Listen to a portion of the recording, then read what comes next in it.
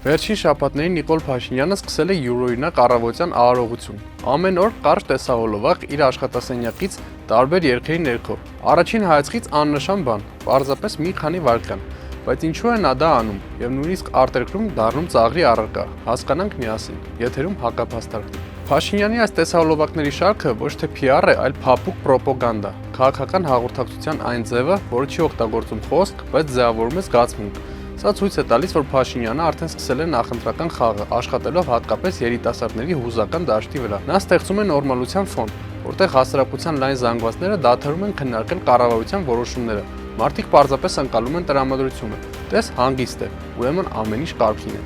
Սա արդեն մանիպուլյացիա է, ոչ ուղիղ, այլ հուզական մակարդակի վրա։ Փափուկ պրոպագանդայի էությունը հենց սա է։ Հասարակությունը չպետք է վերլուծի, այլ զգա։ Չպետք է հարց տա, ինչու է բանակի բյուջեն կրճատվել կամ ինչու է պետությունը թույլ արտաքին ճնշումների առաջ։ Փոխարենը պետք է տեսնի առաջնորդին երաժշտության տակ, հանգիստ նստած եւ մտածի, եթե նա հանգիստ է, երևի ամեն ինչ կարգին է։ Փափուկ պրոպագանդան ամենավտանգավորն է, որովհետեւ այն չի ճնշում, այլ հմայում է։ Երբ հուզական տեսարաններն ու համերգային դրվագները փոխարինում են բանական խոսքին, քաղաքականությունը վերածվում է թատրոնի, իսկ հասարակությունը հանդիսատեսի։